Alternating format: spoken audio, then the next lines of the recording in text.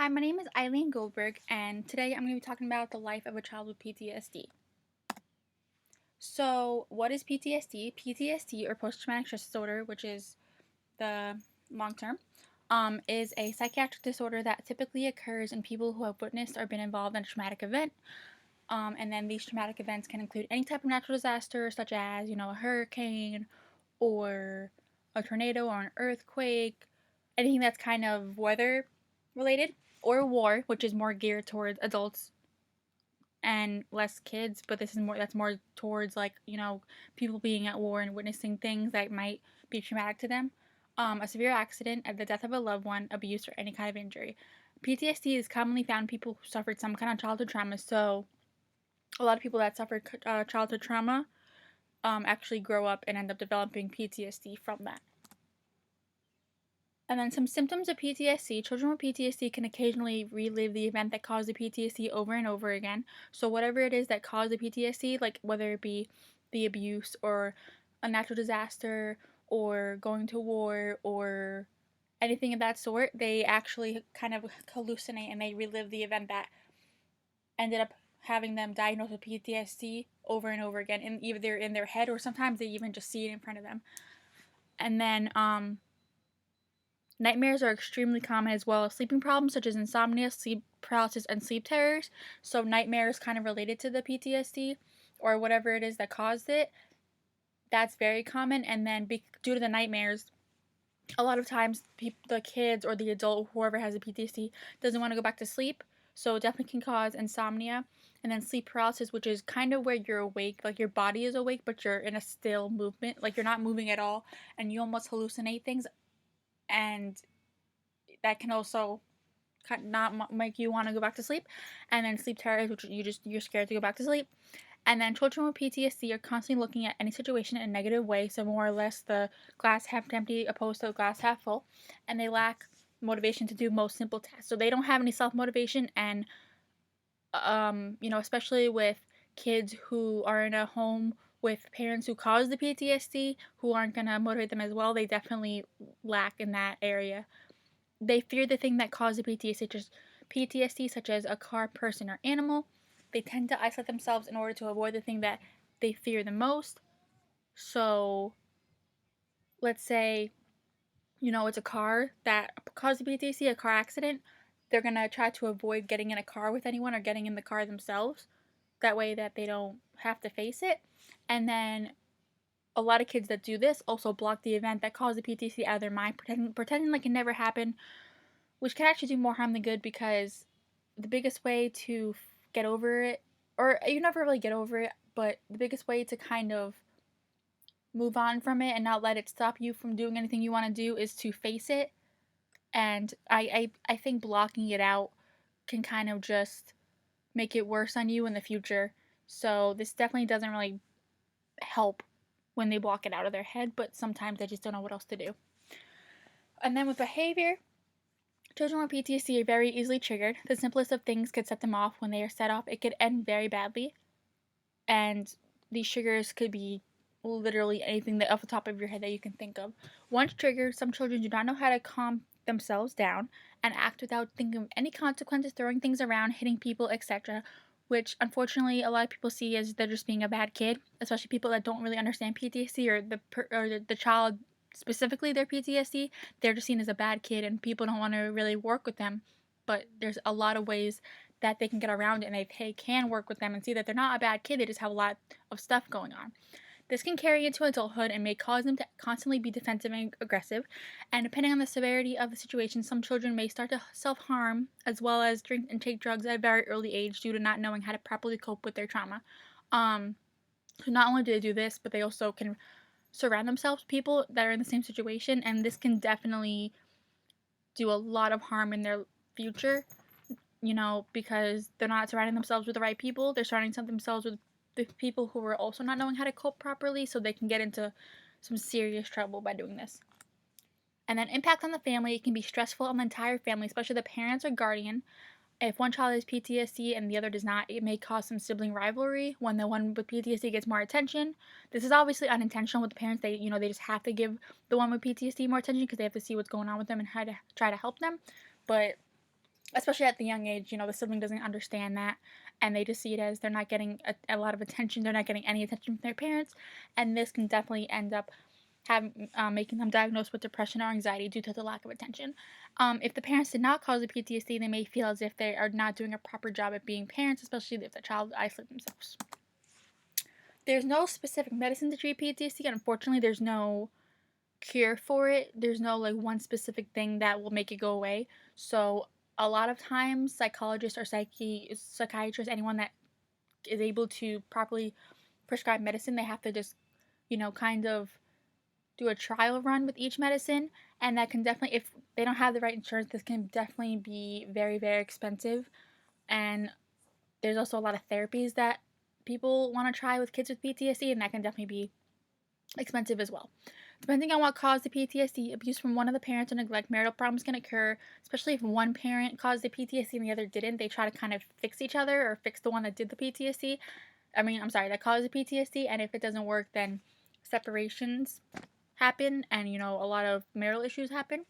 And then sometimes tension can build up between the child with PTSD and a family due to the child being angry, scared, upset, etc. This is some community resources. That there's a lot more. This is just the ones that I could find off the top of my head. So there's the Kennedy Krieger Institute PTSD Therapy for Children.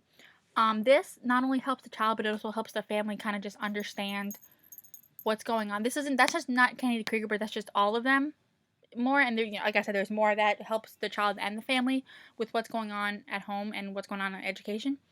They have a lot of locations. I believe the one I saw was Baltimore, but they have a lot more. So then I put the number under there. And then Shepherd Pratt Inpatient Trauma Treatment. This is more geared towards them staying there for as long as they need to and just getting the help that they need. And then the Anne Arundel County Department of Health, Adolescent, and Family Services. Okay, teaching strategies. The first thing that is crucial to understand what PTSD truly is. The teacher first needs to understand what PTSD is before, jumping into helping the child at hand. Every child goes through it differently, and it's important to find out the symptoms to discover why the child may not talk too much or may react in aggressive ways in some situations. Make sure to keep contact with their school counselors or social worker to truly understand what they are going through. And if the child looks afraid or uncomfortable, try to figure out what is happening and go from there. Offer help if they need it, and just give them choices. Tell them that, do you need any help? Or, I noticed that you were having trouble. Is there something I can do for you? Just give them choices to make them feel more safe and more in control, because just them feeling more in control or like they have choices, they will feel more at ease and more comfortable. Create a quiet space for them so there's less triggers for them to worry about. In front of other students, praise them.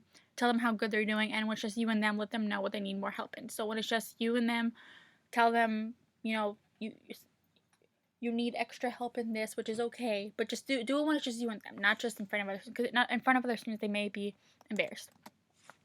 Make sure instructions are simple and easy to follow. Difficult instructions may scare them and send them into an aggressive or defensive mode.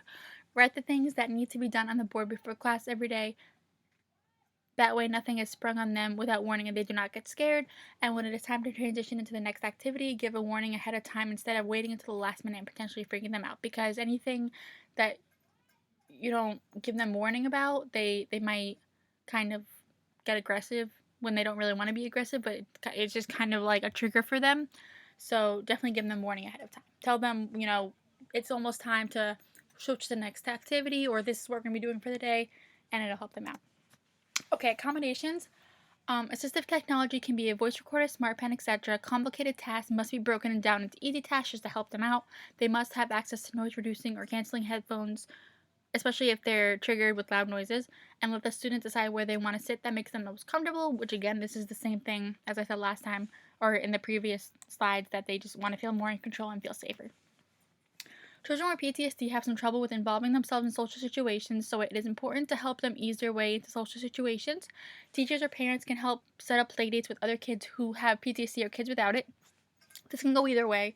The student should be given a buddy, someone a bit older, who can kind of just guide them through all of their obstacles until they can defeat them alone, which is actually a really good idea. The kid doesn't even have to have PTSD. Just give them a buddy that they can kind of rely on for a little bit until they can kind of lead their own path. And they should be given movement or sensory. Movement or sensory activities to play with once in a while in class. Unfortunately, like I said earlier, there's no specific medicine that can cure PTSD, nor is there any cure for PTSD.